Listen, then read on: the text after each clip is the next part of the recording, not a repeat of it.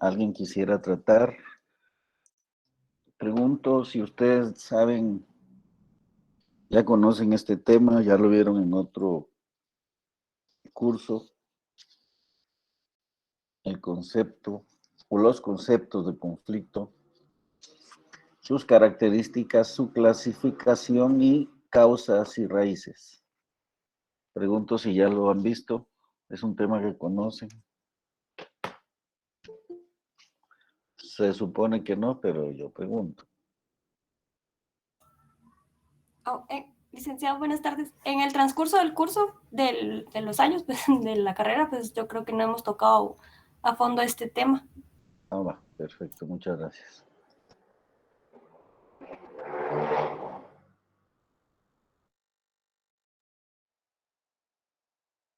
Bueno, entonces, sí, Abigail. Buenas tardes, licenciado, perdone, me acabo de unir. ¿Ya compartió el programa del curso o ese lo encontramos en la plataforma?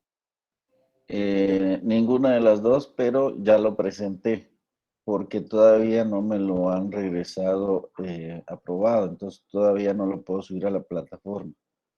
Ah, bueno, está bien, gracias. Pero si usted quiere, lo podemos ver y si alguien más lo quiere ver, también lo vemos rápidamente. Usted entonces no está integrada a ningún grupo. Bien, bien, bien, pero acabo de entrar a la clase ahorita y Ah, pensé que habían hablado sobre eso. no, estamos empezando.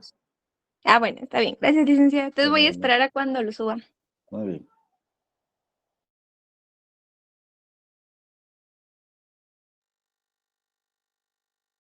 Entonces, a ver, ¿qué es el conflicto? Eh, hay diversas acepciones, diversos significados. Depende de quién lo diga, dónde lo diga e incluso a qué hora lo diga. En qué latitud del mundo se diga, se, se le dé un significado. Sin embargo, para fines de nuestra carrera, vamos a verlo de la siguiente manera. Bueno, objetivos, concepciones fundamentales, conceptos de conflicto, características del conflicto, clasificación del conflicto y las causas y raíces del conflicto. Algunos conceptos de conflicto. Pugna, lucha, combate, guerra, conflagración, negativo, odio, violencia, resentimiento. No tomen nota porque esto se los voy a compartir.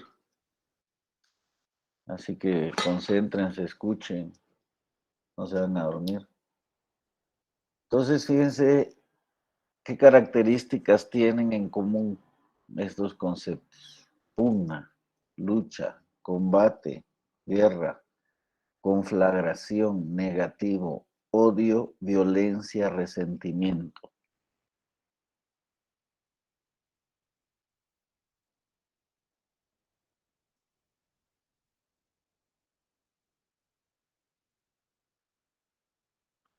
Entonces aquí hay diferentes significados, diferentes formas de expresar los conflictos o de describir los conflictos o de llamarle conflicto a un conflicto. Pugna, a ver, busquemos. ¿Quién me ayuda? ¿Quién busca pugna y otro que busque lucha? Por favor, en San Google.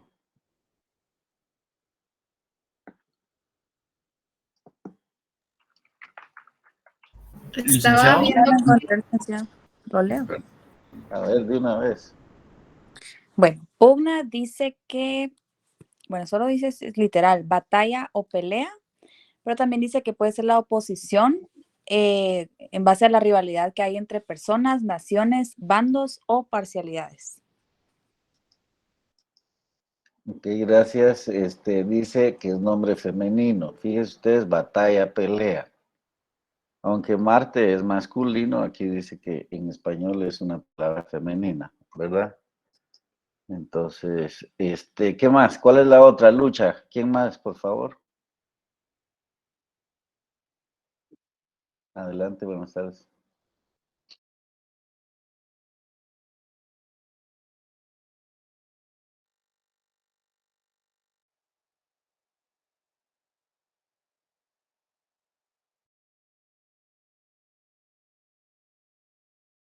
Gracias. ¿Quién más sigue con combate? Combate se refiere a una lucha o enfrentamiento entre dos o más fuerzas, individuos o grupos, generalmente con el objetivo de vencer al oponente. Los chuchos también se pelean, los gatos, todos los animales, todos los seres vivientes, tenemos una lucha entre todos por diferentes razones, ¿verdad? Así es la naturaleza, es conflictiva. Y lo vemos a todos los días. Más de algún zancudo nos tenemos que echar porque si no, corremos el riesgo de esas enfermedades terribles que dan por picaduras de zancudo. Por poner ejemplos, que son reales, pero pequeñitos. Pero para darle también un sentido al tema del conflicto. ¿Quién buscó guerra, por favor? Yo, licenciado. Gracias, Marlene. Gracias, Hansel Artis. La guerra es un enfrentamiento de grupos de carácter destructivo. Implica necesariamente muestras decididas de la capacidad del uso de la fuerza. Cuando tal enfrentamiento no existe, de hecho, supone la posibilidad de un enfrentamiento armado. Manifiesta en los dispositivos que toman para enfrentar su amenaza. Gracias, Marlene. Bueno, la guerra es destructiva. Los combates también. Una pugna puede ser, digamos, física o no. Una lucha también. Un combate, pues obviamente está más referido en nuestra cultura, pero en la de toda la humanidad, creo yo, ya la lucha corporal como, como parte de la guerra. ¿Quién buscó conflagración? Yo, licenciado. Por favor. Tiene varios significados, pero como conflicto bélico, en su sentido más amplio, es una conflagración, es el estallido de un conflicto bélico que puede implicar una situación sea a nivel nacional o entre pueblos.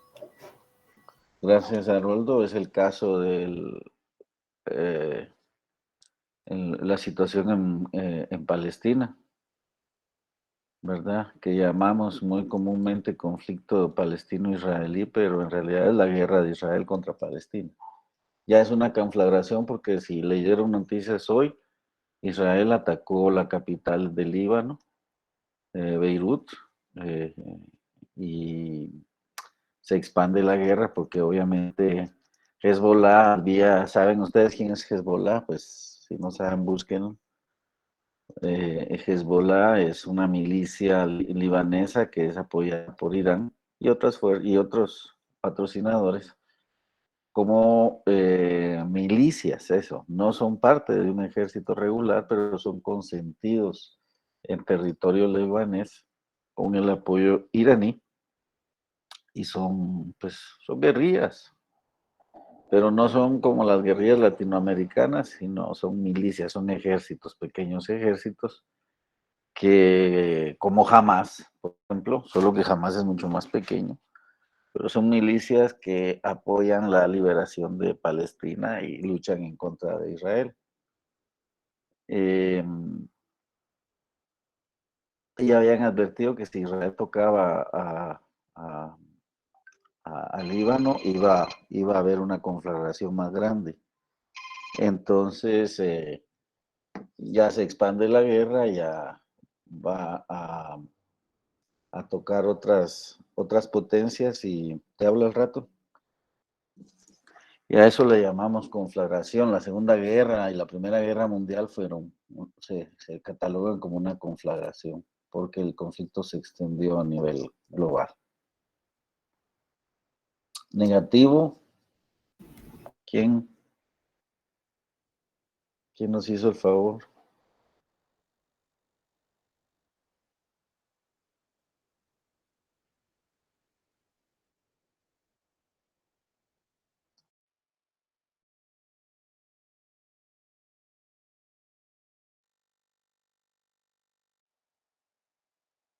Como nadie dice, Lick, es algo que incluye o contiene negación o un rechazo. Muchas gracias, Chelsea. Bueno, es un rechazo, ¿verdad? Y eso también es otro de los conceptos de conflicto. ¿Quién se tira odio, porfa? Yo Licenciado, ¿me también lo escucha? busqué, Lick. Ah, bueno. Dice que es aquel que produce disgusto o repulsión hacia una persona, cosa o una situación, con el deseo de destruir o evitar. Con el deseo de destruir o evitar. Fíjense, deseo de destruir o de evitar. ¿Quién se lee violencia? Se lo leo yo, licenciado. La violencia dice que es el uso intencional de la fuerza o el abuso de poder para dominar a alguien o imponer algo. Se puede manifestar a través de comportamientos que involucran la fuerza física, acciones verbales y gestuales, la inacción y el silencio. Otra vez, tal vez un poquito más despacio porque estoy... No hay problema, licenciado. La violencia dice que es el uso intencional de la fuerza o el abuso de poder para dominar a alguien o imponer algo. Se puede manifestar a través de comportamientos que involucran la fuerza física, acciones verbales y gestuales, la inacción y el silencio. Que es donde aparece lo psicológico, ¿verdad? La fuerza psicológica también, el factor psicológico. Bueno, la violencia tiene el objetivo de subyugar, de someter, de imponer. ¿Cómo entró el cristianismo en este continente? A pura fuerza, a pura violencia. ¿Y quién lee resentimiento, por favor? Yo, Lick, ahorita voy. Bien. El resentimiento desde una perspectiva psicológica se define como una emoción compleja que surge de la percepción de injusticias, agravios o tradiciones. Esta emoción puede manifestarse como un sentimiento persistente de amargura y enojo, y a menudo está vinculada a experiencias pasadas no resueltas. Gracias, Jennifer.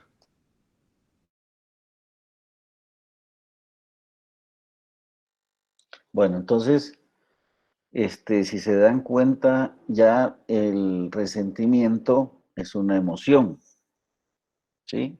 Ya nos lo describen como una emoción. Y las emociones son, claro, todo esto son observaciones humanas, catalogaciones humanas, descripciones humanas. Todas tienen en común la negatividad, el odio, la violencia, la lucha incluso cuerpo a cuerpo, y la violencia para imponer la voluntad de uno o de unos sobre otros, ¿sí? Y al final, todo esto va creando un sentimiento un resentimiento que es una emoción.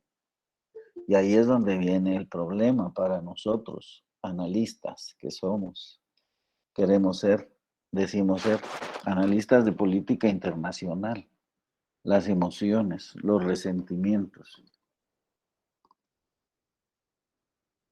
Entonces, cuando nosotros analizamos un conflicto internacional, lo conectamos a nuestras emociones, a cómo nos sentimos nosotros respecto a ese conflicto. Y ahí ya saben ustedes qué pasa, ¿verdad? Que como cientistas sociales, la Carlitos, porque entonces estamos haciendo proyecciones de lo que nosotros quisiéramos, nos gusta, pensamos que, pero la realidad se impone, la realidad es la que es. Entonces, ese es un elemento que nosotros tenemos que tener mucha atención porque determina, obviamente, la concepción que nosotros vayamos a tener del conflicto, del problema que vayamos a investigar.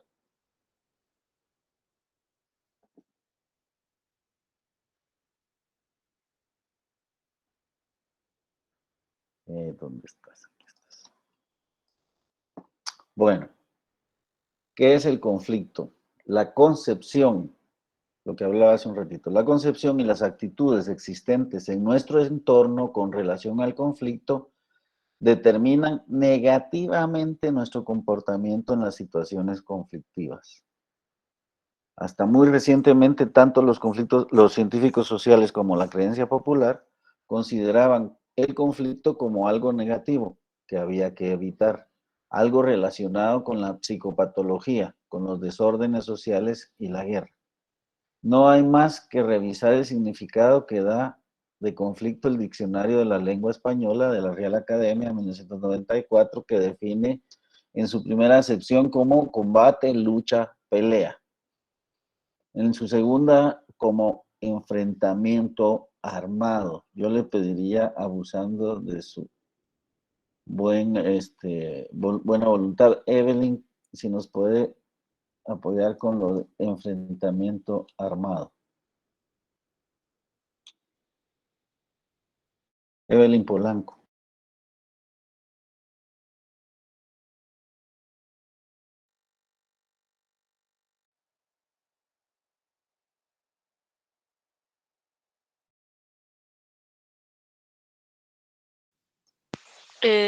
¿Me escucha, Lick? ¿Sí? Es leer la definición, ¿verdad? Por favor. Ok. Enfrentamiento armado es todo enfrentamiento protagonizado por grupos armados regulares o irregulares con objetivos percibidos como incompatibles en el que el uso continuado y organizado de la violencia puede provocar un mínimo de víctimas mortales en un año o un grave impacto en el territorio en que se dé. Gracias, Evelyn. Así no se le queda entre pecho y espalda. Hablan de grupos regulares e irregulares. ¿Quién me puede decir qué significa eso o cuál es la diferencia entre una y otra? Una es con azúcar y otra sin azúcar, ¿no? ¿Qué son grupos regulares y grupos irregulares en la lectura? Léalo otra vez, por favor, Evelyn.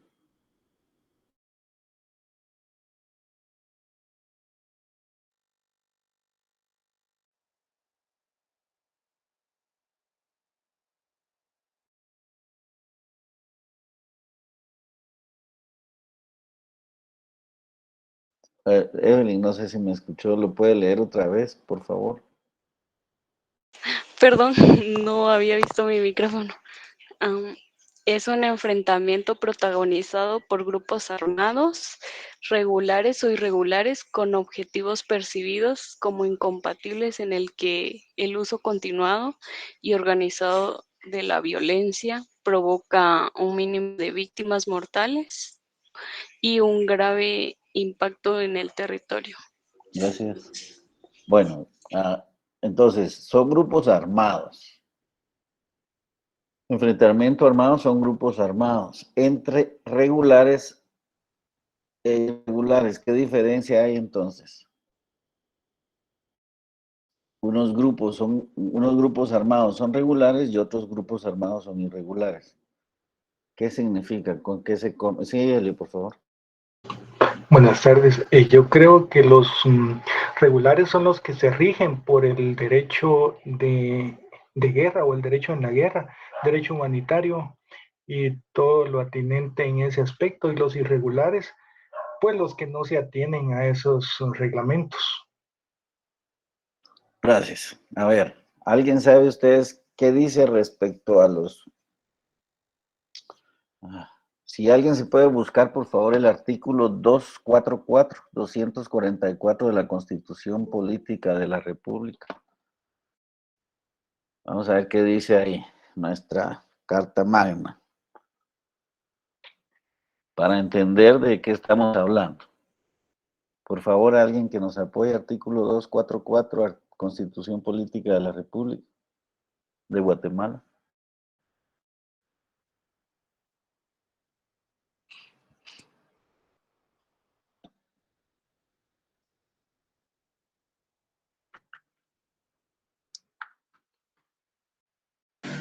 Buenas noches, licenciado. Bueno, buenas tardes. A mí me parece el artículo 244 dice integración, organización y fines del ejército. Es correcto. Dice, el ejército de Guatemala es una institución destinada a mantener la independencia, la soberanía y el honor de Guatemala, la integridad del territorio, la paz y la seguridad interior y exterior. Siga, por favor.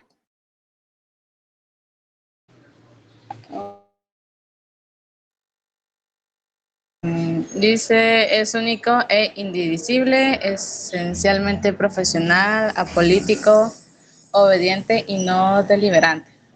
Está integrado por fuerzas de tierra, aire y mar.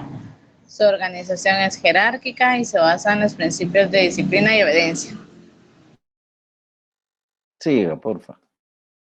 Es lo único que aparece. Luego es el artículo 245. ¿Qué sigue? ¿Qué dice, por favor? El artículo 245 dice prohibición de grupos armados ilegales. Siga, entonces. Es punible la organización y funcionamiento de grupos armados no regulados por leyes de la República y sus reglamentos. Mil gracias. Bueno, ¿qué significa eso entonces? ¿Alguien me puede, a ver, o sea que entre los organizados y no organizados, ¿no? Porque todos están organizados, la diferencia es quién los organiza. ¿Y quién organiza a unos y a otros? A ver, ¿qué conclusión sacan de lo que han escuchado?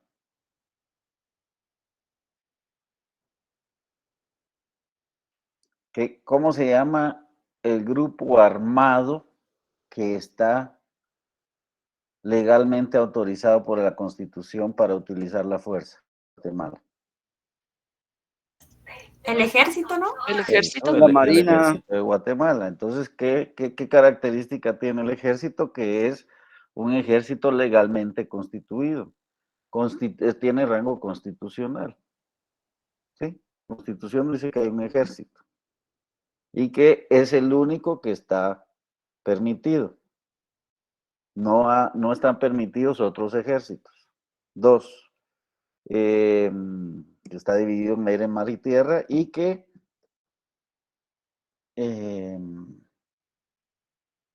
es obediente, no deliberante, apolítico, la mentira más grande, porque uno de los más grandes partidos políticos ha sido el ejército. Ya no tiene el poder de los 80 y de otros tiempos históricos, pero tiene mucho poder.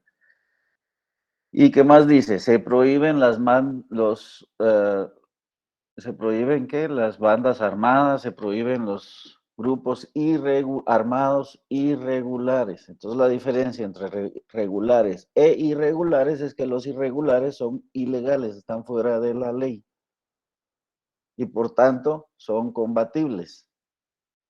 ¿Me explico? Y por tanto son objetivo de la ley, porque son ilegales. ¿Sí? Esa es la diferencia. Sí, Elio. En este caso, para nuestro país, el único grupo armado regular sería el ejército. El único grupo armado regular, sí. Sí. Ahora, por ejemplo, en los años 60, cuando surgió la guerrilla, eran grupos irregulares, no pertenecientes al Estado, básicamente. No están patrocinados por el Estado. Pero, bueno, eso viene después. Pero bueno, eso es para ir definiendo, para ir teniendo más claras las cosas, ¿verdad? Entre grupos regulares e irregulares. La diferencia es legal, básicamente. Unos están fuera de la ley y los otros no. ¿Sí? Una pregunta más, disculpe.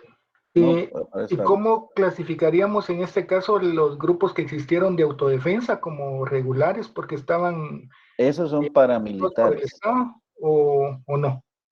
Son paramilitares.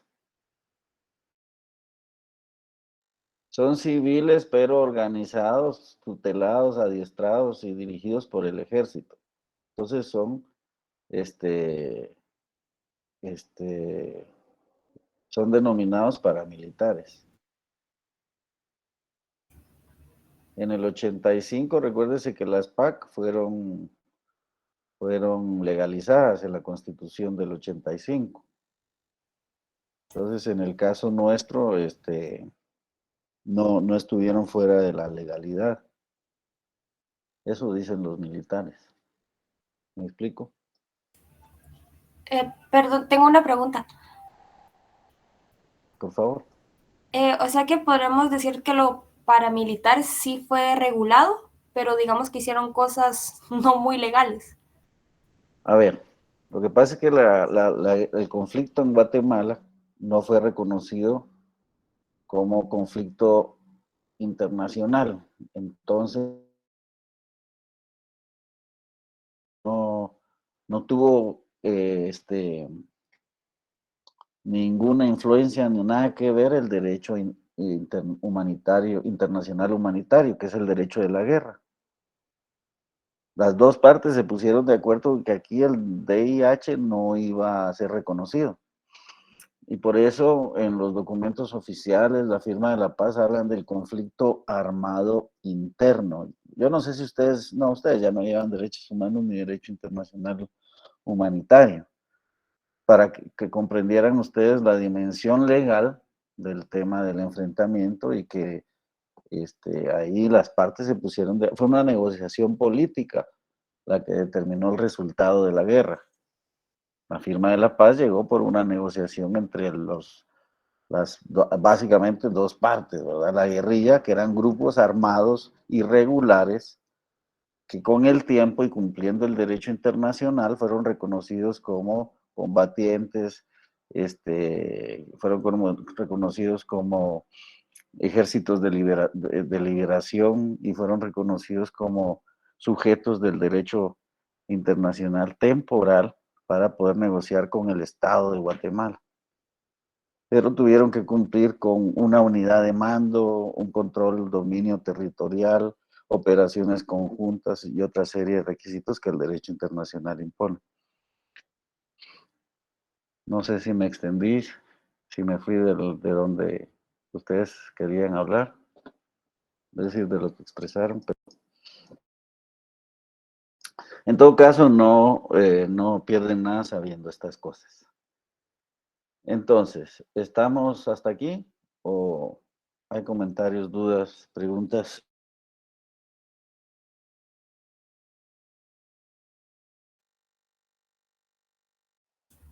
Pues de mi parte no, licenciado, todo claro, gracias. Bueno, entonces dice en su tercera acepción, que significa significado, también dice apuro, es un apuro, una situación de desgracia y de difícil salida. En cuarto lugar, como problema, cuestión, materia de discusión. Ya cambia, ¿verdad? De enfrentamiento armado a materia de discusión, problema, cuestión, materia de discusión. Eso es más un lenguaje científico. Hoy en día, sin embargo, consideramos que el conflicto es un rasgo inevitable de las relaciones sociales. ¿Por qué? Porque ¿quiénes producen las relaciones sociales? Los seres humanos. Por tanto, somos conflictivos por naturaleza. El problema estriba en que todo conflicto puede adoptar, hombres y mujeres, ¿va? Adoptar un curso constructivo o destructivo y por lo tanto la cuestión, fíjense pues, el problema es que todo conflicto puede adoptar un curso, o sea, un camino, puede tomar un rumbo constructivo o destructivo. Entonces el conflicto en sí digamos, no necesariamente es negativo, o en todo caso no es negativo. Las consecuencias pueden ser negativas, ¿sí? El conflicto hay que entenderlo como un cirujano quirúrgico que va a extirpar un cáncer, ¿sí? El cáncer no le es ni simpático ni antipático al cirujano. El cáncer es su objetivo, es quitarlo de donde está. Después, y la pericia que tiene el cirujano en la mano, ¿verdad? Porque ustedes saben, son cortes hasta muy, muy finos, muy delicados, en fin. Entonces, por lo tanto, la cuestión no es eliminar o prevenir el conflicto, sino saber asumir dichas situaciones conflictivas, saberlas asumir y enfrentarse a ellas con los recursos suficientes para que todos los implicados en dichas situaciones salgamos enriquecidos de ellas. Es decir, donde todos juguemos el juego gana-gana, todos salimos ganando. Ese es el escenario mejor, el más recomendado, el que tiene mayor rango de positividad, pero el problema es que a veces, el conflicto se da porque, sobre todo con el poder, no alcanza para todos, ¿verdad? Si logramos cubrir las expectativas, las necesidades y repartir los beneficios, pues bien, se acaba el conflicto, sobre todo si es de manera sostenida.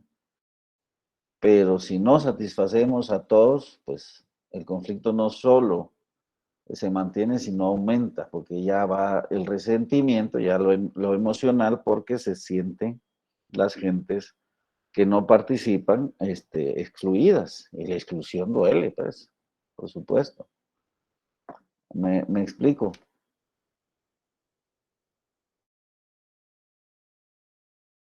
Entonces, de lo que se trata es, si se puede eliminar, qué bueno. Mejor si se puede prevenir el conflicto, porque recordemos que es lo que dice Sun Tzu.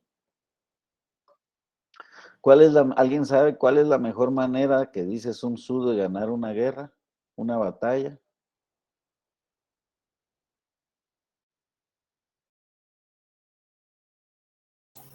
Quizás atacar a tu enemigo donde no. Otra vez, no escuché bien, por favor. Creo que es a atacar a tu enemigo donde no está. O donde está, no me acuerdo, algo así. Es la mejor batalla es aquella que se gana sin haberla peleado. Esa es la mejor batalla, la que se gana sin pelear. Según Sun Tzu, ¿verdad? Que es el arte de la guerra. Que pues, quienes estamos estudiando y estamos en el ejercicio de la política tendríamos que estar empapados de ella, ¿verdad? Porque es la Biblia de los estrategas, la almohada de los estrategas. Bueno, entonces, sin embargo, Sáenz de Heredia dice que no hay que saber asumir esas situaciones, no tenerles miedo a las situaciones conflictivas, sino que primero entendiéndolas, enfrentándolas y distribuyendo según las posibilidades y las necesidades de cada uno de los actores. Así que no siempre es negativa la cuestión, o sea, entre los organizados y no los organizados, no. Los organizados de plano de las bandas armadas organizadas es que tienen un jefe, tienen una estructura,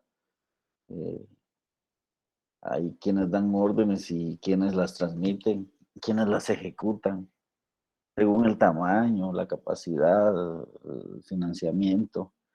Y los desorganizados son aquellos que andan de 2 en 2, de 3 en 3, y ya, esos son desorganizados de uno en uno. que andan por la libre, diríamos, por su propia iniciativa.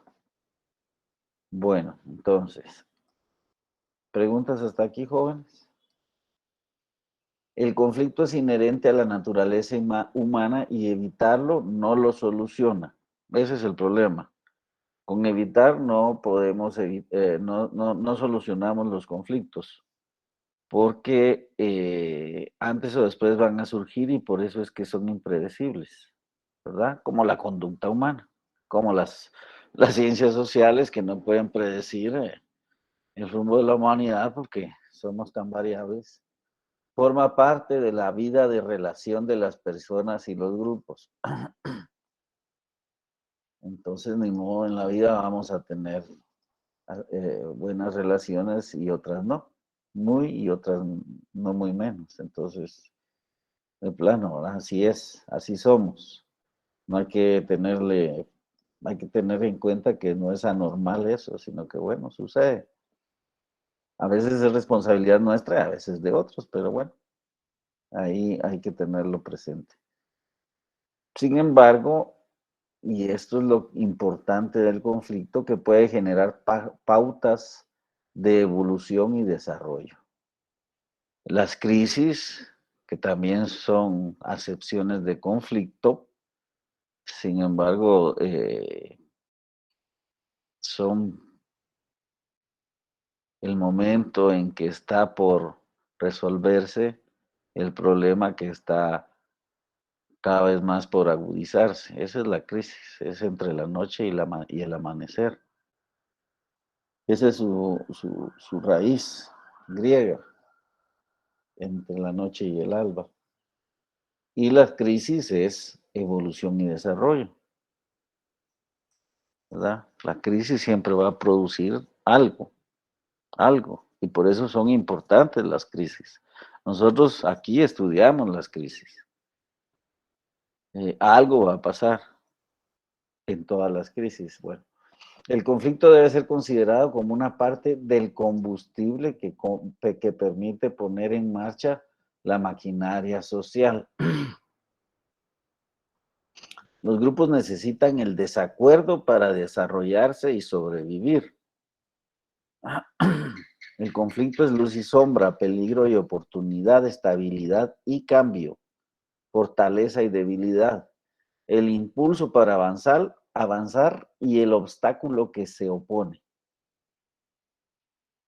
Todos los conflictos contienen la semilla de la creación y la destrucción.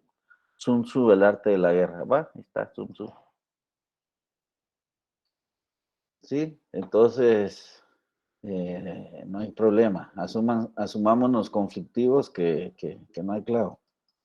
Ya no nos sintamos, culpables.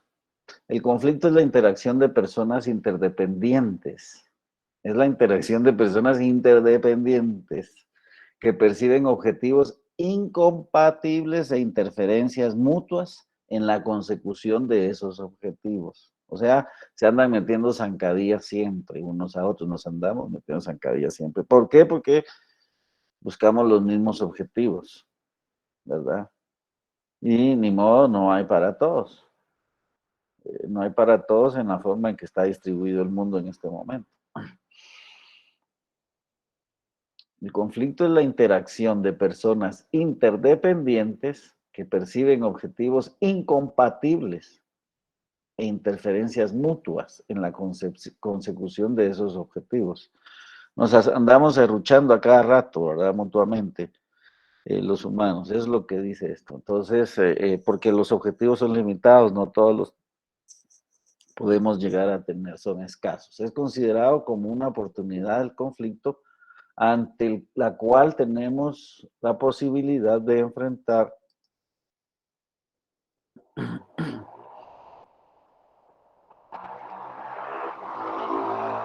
y proponer alternativas de transformación viables para alcanzar una mejor convivencia.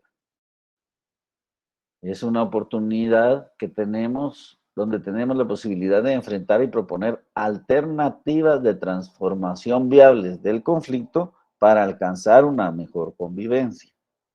Para superar los conflictos existentes en una comunidad es necesario establecer bases sólidas que permitan a los interesados encontrar puntos de partida y que los resultados sean satisfactorios para las partes involucradas en el mismo. Lo que les decía, todos salen ganando.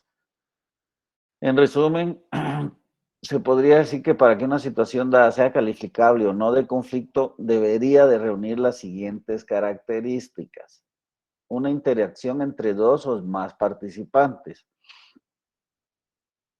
Entonces, no puede haber conflicto si no hay dos, por lo menos, ¿verdad?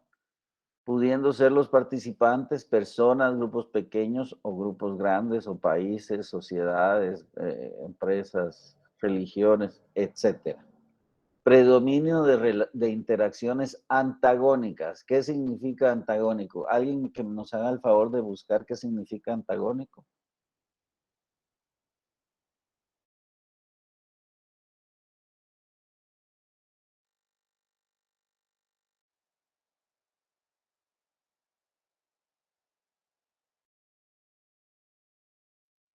Antagónico significa contrariedad, rivalidad, oposición sustancial o habitual, especialmente en doctrinas y opiniones. Exacto, especialmente en doctrinas u opiniones, ¿verdad? Por eso hay que saber llevar las opiniones, porque especialmente en ciertos tópicos, porque si uno no sabe puede llevarle a conflicto. Bueno, entonces, antagónicas, contrarias, ¿verdad? Opuestas. Eso es parte del conflicto. La oposición, porque las alianzas no producen conflicto. Es el antagonismo. El contrario. Entonces, la intencionalidad de perjudicar al otro o atribución de tal intencionalidad, ya sea que yo tengo ganas de somatarlo o asumo que el otro me quiere somatar a mí, ¿verdad? Me quiere perjudicar. Entonces hay conflicto. Utilización directa o indirecta del poder. Entonces, por ejemplo, aquí se pueden usar a grupos paralelos, grupos paramilitares, grupos ilegales, con el consentimiento del Estado. Hay una palabra que Naciones Unidas utiliza para esos grupos, que son grupos que en lo legal trabajan para el Estado, pero en lo ilegal, pues, cometen crímenes, especialmente las fuerzas de seguridad. Aquiescencia, ese es el término, con la aquiescencia del Estado, es decir, con el conocimiento del Estado, pero no la reprime. Y la ineficacia de la normativa, ¿verdad? Es obvio que donde no se respetan las leyes, donde no se respetan las reglas de tránsito, me decían ayer que, no recuerdo, creo que algo así como 10,400 y no sé cuántos más personas en Guatemala murieron durante los 4 años del gobierno de Yamatei en las carreteras por accidentes automovilísticos. ¿Por qué? Porque no se respetan las leyes, ¿verdad? Como no se respeta ninguna ley en Guatemala de nada. Ya sabemos que el tal Estado de Derecho es pura casaca y nada más, porque lo estamos viendo todos los días. Pero bueno, eso produce conflicto también, obviamente. Fíjense ustedes, ineficacia normativa. Antes de Tel Maldana y la CICIG, el MP no había sido usado como es usado a partir de entonces y ahora.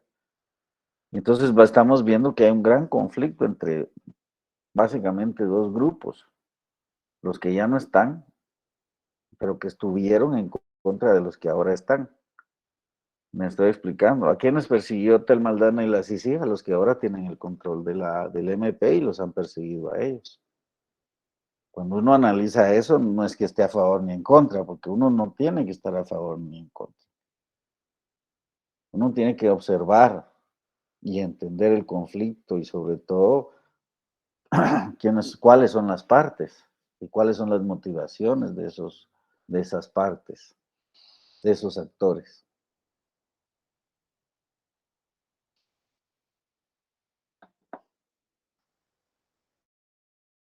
Bien, ¿preguntas?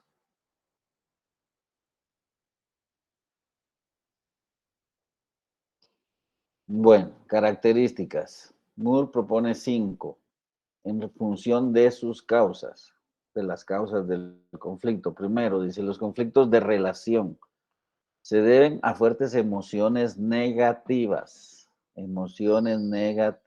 percepciones falsas o estereotipos, a escasa o nula comunicación o a conductas negativas repetitivas.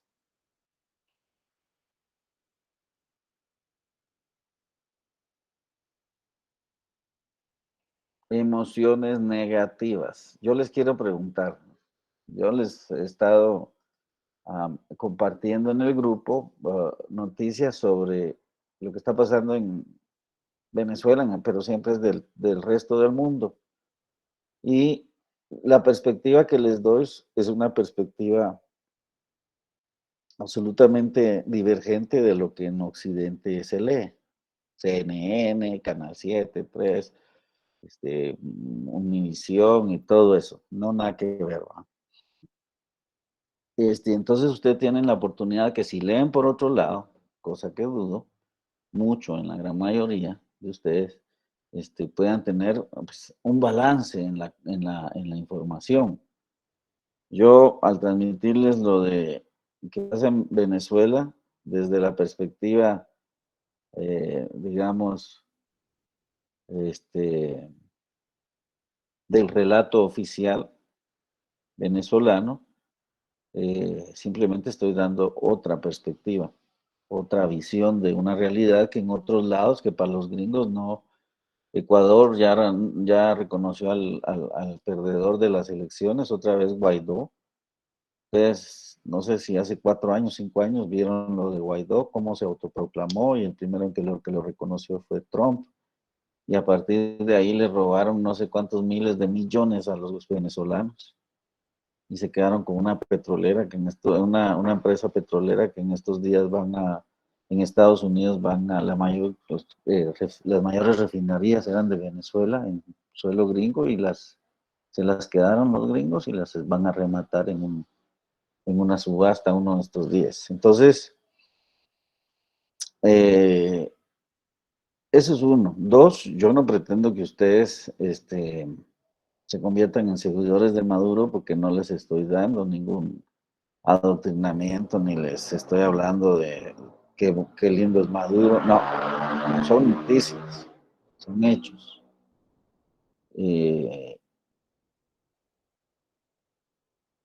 Pero veo que, por ejemplo, en lo que estuve publicando,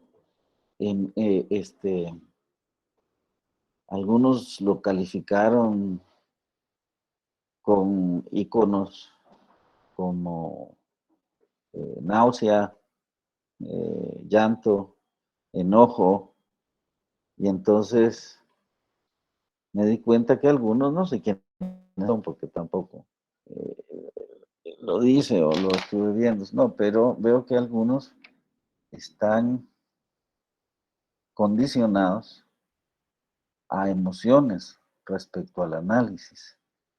Y tienen que entender que una cosa es que tengamos nuestro corazoncito y que lata para alguno de los lados, y otra cosa es la realidad que se debe imponer. ¿Me explico?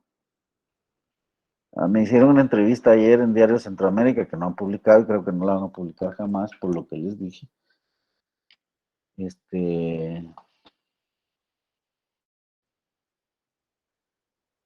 Y me preguntaron por qué yo creía que Maduro había ganado las elecciones y les dije que quienes nos dedicábamos a darle continuidad a la situación de Venezuela desde una perspectiva científica y utilizando la geopolítica como instrumento, como herramienta de análisis internacional, pues sabíamos que iba a ganar. Ahí están como decimos nosotros, hay elementos de la realidad que no lo dicen, que nos lo indican. Por eso se llaman indicadores. Las calles. ¿Dónde se define la lucha al final política? Se define en las calles. Se define en el campo de batalla, en el choque entre los dos bandos o los bandos en pugna cuando son más de dos. Pero en estos casos, ¿dónde se define? En la calle. Cuando hay un golpe de Estado, salen siempre los bandos a manifestar, unos según sus fuerzas. Si es el ejército, sale con su armamento, sus tanques, pero sale a las calles. Y por el otro lado salen los manifestantes, dependiendo de a qué bando pertenezcan, ¿verdad? Me estoy explicando. Entonces, es importante también tener conciencia y noción de las fuentes, de qué fuentes se alimentan ustedes, a quienes escuchan, quienes leen.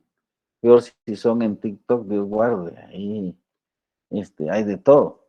Y hay que tener un sentido de selección para no ahogarse entre tanta información y pérdida de tiempo, desinformación y pérdida de tiempo. Entonces, otra vez, ¿a qué quiero llegar? A que ustedes deben entender, por ejemplo, quienes odian a Maduro, entender por qué lo odian. ¿De dónde les nació el odio? ¿Quién les generó o qué les generó el odio hacia Maduro? Porque imagino que ustedes no lo conocen personalmente. Entonces, ¿cuál ha sido la fuente de la cual ustedes alimentan ese sentimiento? Y como analistas deberían de tenerlo claro. Porque si ustedes les piden hacer una investigación y exposición sobre Venezuela, pues si no tienen claro ustedes su relación emocional con el tema, van a implicar lo emocional y pues si la conferencia es formal, es profesional, es académica, van a quedar muy mal, porque entonces van a hacer expresiones emotivas sobre el objeto de análisis, Venezuela, Maduro, el chavismo, y van a decir, como dicen muchos, que ustedes no tienen que decir, que es una tristeza, es que da pena, es un dolor, es que me da mucha rabia. Eso no es de analistas y mucho menos de cientistas sociales. Porque eso es nuestra opinión, muy personal. Pero como nos estamos entrenando para ser profesionales, ese es un tema que debemos, por lo menos, saber separar. ¿Sí? Saber separar, tener la capacidad de saber separar las preferencias personales de la realidad objetiva. Entonces, es bueno siempre preguntarse por qué esta persona no me es simpática, como decimos comúnmente, me cae mal, o por qué esta situación, o por qué este país, o por qué esta imagen, todo, para encontrarle la razón, porque hay una razón. Uno aprende, sea porque escuchó, se repite mucho, sea porque la causa que sea, que es lo que estamos viendo, pero tenemos que aprender a identificar esas emociones. Entonces, los conflictos de relación se deben a fuertes emociones negativas, percepciones falsas o estereotipos, a escasa o nula comunicación o a conductas negativas repetitivas. Les voy a preguntar, y no en función de defender a nadie, sino en función de tener clara la información. ¿Cuántos periodos ha sido presidente Maduro en Venezuela? ¿Es el tercero, licenciado? Ganó el tercer periodo, gracias. ¿Qué presidentes tienen más de 3 periodos en el mundo y que no son calificados de dictadores o que son calificados de dictadores?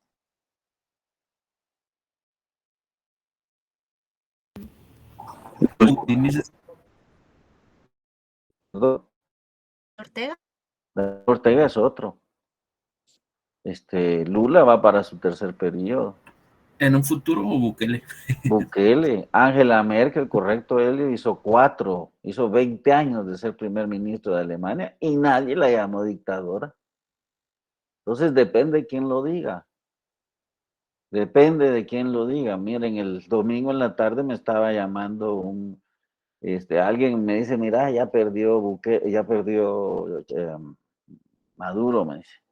Ya perdió 64. Yo ya había visto esa encuesta, pero obviamente esa encuesta era falsa porque ganaba la oposición.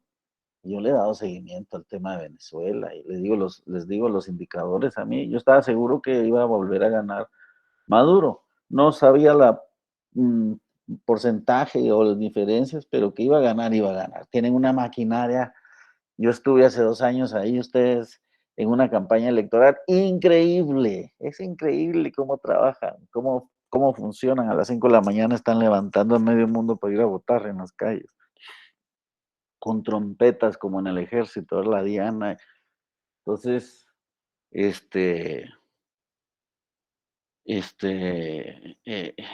claro, hay una cosa importante que les quería decir yo, antes que se me olvide, y es que hay una cosa que se está evidenciando y por eso es importante darle seguimiento a este conflicto en especial, porque se está evidenciando por primera vez en las elecciones de América Latina la participación de las redes sociales y sobre todo la participación a favor de unos y en contra de otros. Y es lo que está pasando con Elon Musk, con Twitter, que ya el problema ya fue expuesto. ¿Y cuál es el tema aquí? Que hay un nuevo actor que se llama Elon Musk, que fue el que produjo en parte la caída de Evo Morales en 2019 y ahora quería votar y va a seguir intentando incluso matar a Maduro. No solo él, pues, pero él es un actor que ahora se pone de manifiesto, como en 2015 y 2016 se puso en manifiesto Zuckerberg, Facebook, Analytic, no me recuerdo cómo se llamaba la empresa, que usó todos los datos de Facebook para las elecciones a favor de Trump. Y Trump ganó como con 72 millones de votos en Estados Unidos. Entonces, ese es otro elemento que el conflicto en Venezuela nos está dejando, ¿verdad? La salida de las sombras de Elon Musk para tratar de definir una apuesta electoral. Y eso se llama injerencia. ¿Y qué fue lo que pasó aquí? Pero de plano que no vamos a discutir eso. Dejan transmitir en vivo violencia que en otros lugares sí bloquean. Todo está armado, todo está armado. Las escenas, incluso violentas, para que parezca que los están reprimiendo, son todo montado. Es una guerra informativa. Yo les he hablado, creo, de la guerra, ¿verdad? Del nivel de la guerra. Es una guerra informativa. Es una guerra y una contraguerra. Es pura propaganda y contrapropaganda. Es increíble, pero bueno. Esa es la realidad de la defensa de la soberanía. La soberanía, lo que están defendiendo, nos guste o no, fíjense bien, nos guste o no, nos estemos de acuerdo o no. Total, nosotros estamos sentaditos o en todo caso seguros en nuestra casa o nuestro trabajo. Es decir, allá se la están jugando los venezolanos todos los días porque la inflación los ha tenido económicamente apretados. Pero alguien decía que Venezuela es importante y va a ser mucho más importante en el futuro porque es la que define el mercado mundial del petróleo y la que tiene más reservas que ninguno. Entonces, esa es la importancia de Venezuela, que tiene más reservas que ningún otro país y que además el petróleo es de buena calidad.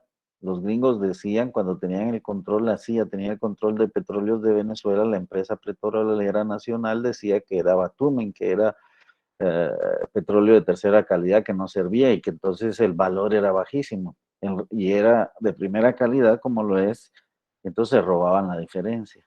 ¿Qué es lo que pasa con nuestro petróleo y la Perenco en Petén? En fin. Entonces, regresamos a las emociones negativas. Hay que reconocerlas y saber separarlas. Las fuentes de esas emociones es importante. ¿De dónde? Peor si ustedes oyen a Dionisio y su programa ese los domingos, pues ni modo. Si Dionisio, sobre solo él es el lindo, el bello, más mejor y nadie más. Entonces, cualquier cosa que no sea él es terrible.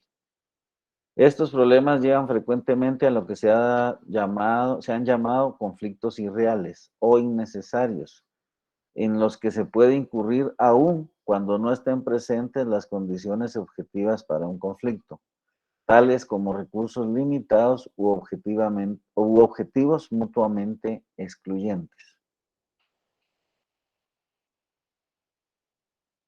Que se crean conflictos cuando no hay, básicamente. Que pueden existir condiciones para un conflicto, pero no hay un conflicto. Sin embargo, la percepción hace que se convierta en un conflicto. Todo tiene un interés, dice Carlos Pérez, claro. Entonces, todo tiene un interés en las relaciones internacionales, en la política, todo es interés. No hay amistad, excepto la relación de la Unión Soviética con Cuba en los años de la Guerra Fría.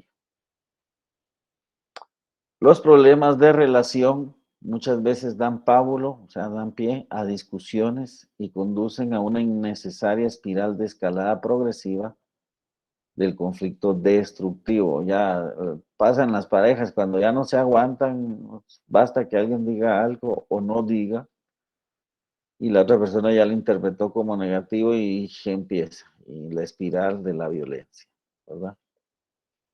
Conflicto destructivo. Porque se asumen actitudes, uno asume muchas veces que las actitudes de los demás tienen un valor que no estamos seguros, no sabríamos, a menos que les preguntemos si nuestra percepción coincide con la intención de los interlocutores, ¿verdad? A veces uno se ríe con otra persona y la otra persona, en lugar de devolverle la sonrisa que uno genuina se la hace porque fue natural, ni siquiera la pensó, la otra persona la puede percibir como una amenaza.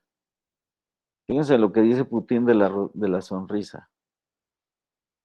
En Rusia no es común, como en Latinoamérica, sonreír. Para los rusos, una sonrisa de un desconocido es hipócrita porque no hay amistad, no hay relación, entonces ¿por qué sonreírse? Entre amigos se sonríen. Pero nosotros aquí le pelamos los dientes a todo el mundo, entre nosotros, ¿verdad? Nos pelamos los dientes, nos sonreímos. Ustedes saben que cuando van al Petén y hacen los recorridos por ahí, por el Petén, les dicen no se sonrían con los monos, porque la sonrisa para ellos es una señal de violencia. Al mostrarles los dientes, los están poniendo, están convirtiéndose en una amenaza para los demás.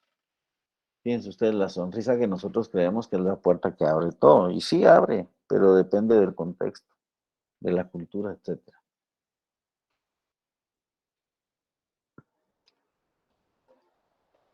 Bueno, los conflictos de... ¿Preguntas hasta aquí, jóvenes? ¿Dudas? No. Bien. Los conflictos de información o desinformación se dan cuando a las personas les falta o les sobra la información necesaria para tomar decisiones correctas. Fíjense con Lula respecto a Venezuela. Lula dijo que iba a reconocer a las elecciones de la elección de Maduro cuando el Consejo Electoral venezolano hubiera contado todos los votos. El mismo problema de aquí. El mismo problema en cuanto aquí es lo que la oposición al gobierno ha exigido que se cuenten todos los votos, pero no se han contado. Pues bueno, allá Lula pidió primero, Lula no tenía por qué meterse en un problema interno de Venezuela, nadie. Pero todo el mundo está dando órdenes, dando disposiciones.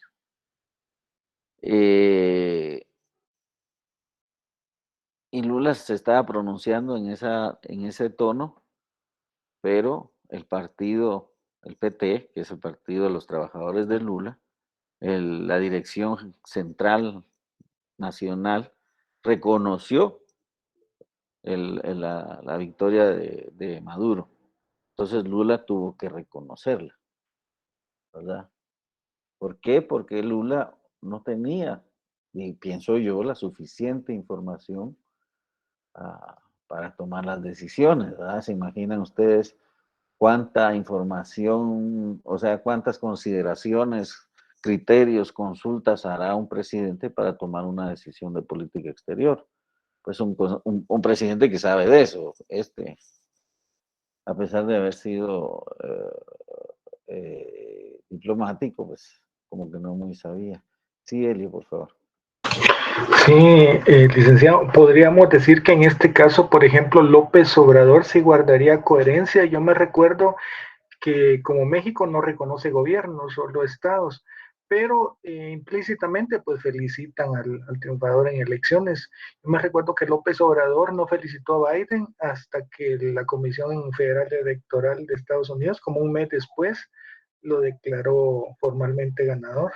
Claro, y dijo que había sido un error haberle apostado a uno de los dos candidatos. Entonces, y lo hizo porque quería quedar bien con Trump. En ese momento, AMLO, ¿verdad? Depende de la coyuntura también. Es difícil, es complicado, ¿verdad?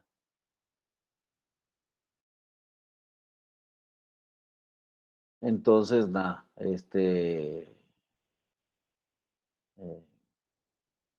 la información es fundamental en la toma de decisiones y para eso sirve la inteligencia, para que esa información que se le dé al tomador de decisiones sea la mejor, para que tome en función de los intereses, sean cuales sean, de los que va a tomar la decisión, sean la mejor. Claro que en nuestros casos la gran mayoría de mandatarios tomaron y tomarán las decisiones en función de sus propios intereses, de sus familias y de sus grupos. Eso tan claro como el agua. Algunos conflictos de información pueden ser innecesarios como los causados por una información insuficiente entre las personas en conflicto. Otros conflictos de información pueden ser auténticos al no ser compatibles la información y o los procedimientos empleados por personas para recoger datos, ¿verdad? Llega uno a una aldea a hacer una encuesta, aparece uno de la nada y empieza a hacer preguntas, hasta linchado puede salir uno, ¿verdad? En cambio, uno tiene que llegar con alguien del lugar que lo presente, que diga, que lo recomienda, que cualquier cosa es con él, que son de su confianza, si no, así somos de violentos en todas partes del mundo, ¿verdad? Especialmente aquí en Guatemala. Entonces, un tema de la información es fundamental para evitar y para construir conflictos, ¿verdad? Nos incendian, nos van metiendo poquito a poco y a veces mucho, ciertos conceptos, ciertas imágenes, ciertas unidas a ciertas emociones. El dictador y ya va la rabia. Entonces nos contagian con eso. Y nosotros terminamos odiando a Maduro sin saber por qué. Y no es Maduro, es así construyeron el odio contra Fidel Castro, contra todos los que Putin. ¿No? Nosotros no estamos para caer que nos caiga bien alguien o que nos caiga mal. Nosotros estamos para analizar, investigar y analizar. Los conflictos de intereses están causados por la competición entre necesidades incompatibles o percibidas como tales. Y entonces cuando hay percepción de necesidades incompatibles, puede ser cierta esa percepción o puede ser no real, no basada en la realidad.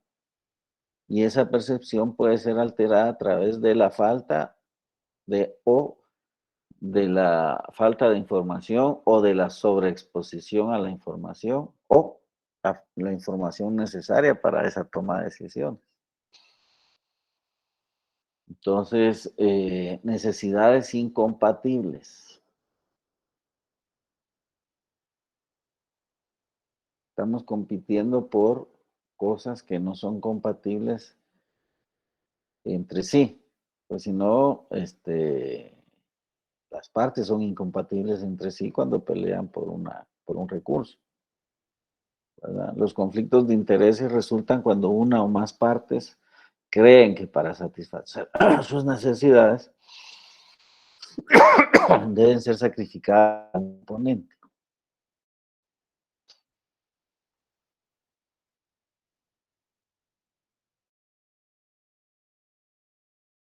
Uno o varios oponentes, ¿verdad? Entonces, ahí viene el conflicto de intereses, las necesidades de las partes y cómo priorizan o no, en el sentido de que acaparan o negocian, dependiendo de cuál vaya a ser la forma de resolver o de intentar resolver el conflicto. Entonces, ese no es un gana-gana, sino es una fórmula, uno gana y el otro pierde, gana-pierde.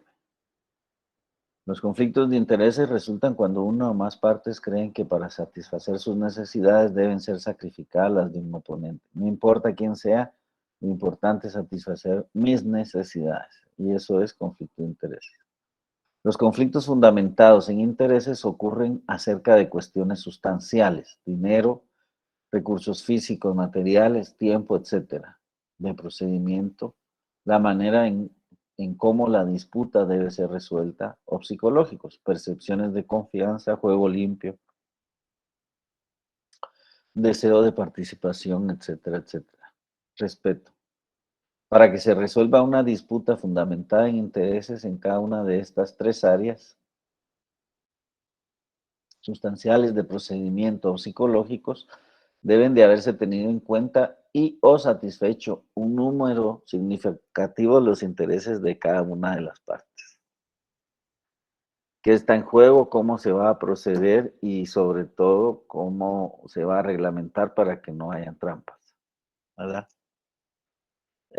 Tiene que haber un marco regulatorio para que se resuelva una disputa fundamentada en intereses, que es posible resolver porque pues, eso lo que dice ahí, se tiene en cuenta los procedimientos, la sustancia del problema y las reglas a las que todos se adhieren para resolver un problema.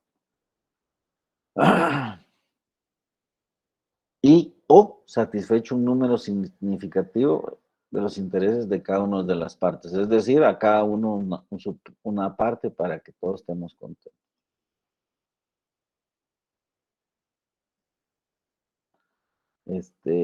A ver, hasta ahí. Vamos, ¿cómo vamos hasta aquí? ¿Preguntas? ¿Dudas? ¿Comentarios?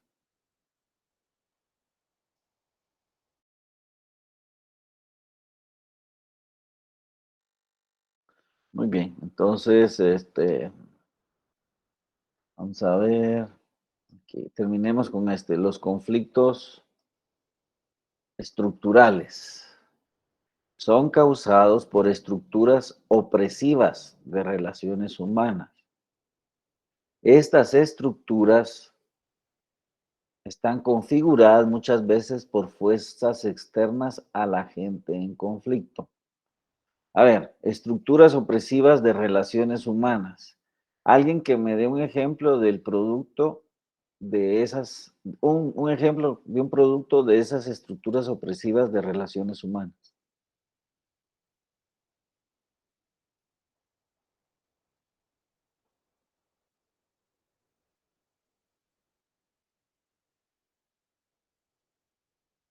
Quizá las cárceles. Va más allá, quizá la injusticia, que es la justicia y que es la injusticia, pero eso, la justicia en función de unos y la injusticia en función de otros, es una estructura opresiva. El hambre es producto de una estructura opresiva de relaciones humanas, porque hay unos que no mueren de hambre y hay otros que sí. Por ejemplo, ¿sí? Estas estructuras están configuradas muchas veces por fuerzas externas a la gente en conflicto. Es decir, la pobreza de Guatemala no solo enriquece a algunos muy pocos de las élites del país, sino que incluso hay gente que vive en otros países que no tiene idea incluso de dónde queda Guatemala que se beneficia de esa riqueza que los pobres producen con su pobreza. Porque los pobres, si no hay pobreza, no hay riqueza. Mientras más pobres hay, más ricos hay. Es obvio. Es una cuestión de aritmética. El mercado es uno y unos tienen, extraen a los otros que no tienen. La escasez de recursos físicos o autoridad, por ejemplo, la Coca-Cola, las transnacionales, las iglesias transnacionales, las ONGs, todas estas tienen casas matrices afuera del país y por lo que hacen aquí y a veces por lo que dejan de hacer se benefician el presidente, el accionista que jamás va a poner un pie en estos países. La escasez de recursos físicos o autoridad, condicionamientos geográficos, distancia o proximidad, tiempo, demasiado o demasiado poco, estructuras organizativas, etcétera, promueven con frecuencia conductas conflictivas. ¿Qué produce el tráfico? Produce una conducta conflictiva porque la gente está harta de estar 4 horas sentadas en el tráfico para ir y otras para regresar, o el tiempo que sea. Siempre es demasiado en Guatemala y ni modo. Los psicópatas, los que van a saber hasta dónde, en el sentido de alterados y etcétera, todos estamos afectados por el tránsito aquí en Guatemala. En otras partes del mundo no es así. Así estamos porque así quieren que estemos. Entonces nos condicionan. ¿Qué pasó en la escuela? El conflicto en la escuela en los años anteriores, ¿cuál fue especialmente en el tiempo de la pandemia? La falta de autoridad. Como el director brillaba por su ausencia, cada uno en la escuela empezó a hacer lo que quiso y la escuela se vino al suelo y no se recupera para nada. A pesar de que, digamos, el director ha hecho lo que no han hecho, lo que no se hizo, graduar, por ejemplo. Haber hecho una fiesta, puchica, ¿desde cuándo no se hacía una fiesta? Que nos graduáramos 3 de maestría, desde hacía 7 años no se graduaban, etcétera. Todo eso, la falta, ahora hay una autoridad y la está ejerciendo y pues hay un director, pero cuando estuvo el director anterior, ay Dios, no había director, entonces cada uno hacía lo que le daba la gana, en fin. Esos son los conflictos estructurales, son estructuras, ¿verdad? El machismo, el racismo, el clasismo, etc. Los conflictos de valores son causados por sistemas de creencias. Creencias, ya no son intereses físicos, materiales. Son creencias incompatibles o percibidos contrarios o encontrados. Los valores son creencias que la gente emplea para dar sentido a sus vidas. Los valores explican lo que es bueno o malo, verdadero o falso. Fíjense los términos que usa. Valores los relaciona con lo bueno y lo malo, lo verdadero y lo falso, lo justo o injusto. Valores diferentes no tendrían por qué causar conflicto. Pero obviamente para empezar cada uno tiene su propio sistema de valores, que no es el mismo que al que tenemos a la par, incluso a nuestros familiares, a nuestros hermanos, a nuestros padres, son muy individuales los valores, aunque creamos que son comunes, y no. Y 2, en política, en nuestra ciencia, no vamos a usar nunca bueno o malo, verdadero o falso, sí, por supuesto. Justo o injusto no existe, les acabo de decir. Eso bueno o malo, justo o injusto en la política, eso no existe. Esos son valores. Y si vamos a entrar en un conflicto de valores, no se va a resolver nunca. Se va a resolver el conflicto por intereses, pero por valores. Si alguien quiere que una negociación fracase, se debe atrincherar en los valores, porque entonces eso se queda ahí, no camina. ¿Preguntas, jóvenes? ¿Dudas? Recuérdense entonces, por favor, que nos quedamos en la clasificación para el próximo día de clase. Nos vemos y creo que subí algo No estoy seguro, déjenme ver si era con usted. Sí, subí, pero no puse. Ay, ya le. Bueno, voy a subir una verdad incómoda. Es un video de Al Gore, ex vicepresidente de Estados Unidos, para entregar el miércoles 14 de agosto. Más tarde les comparto el video o el link para ver la película. Okay. Feliz noche, jóvenes, y nos vemos la próxima. Gracias.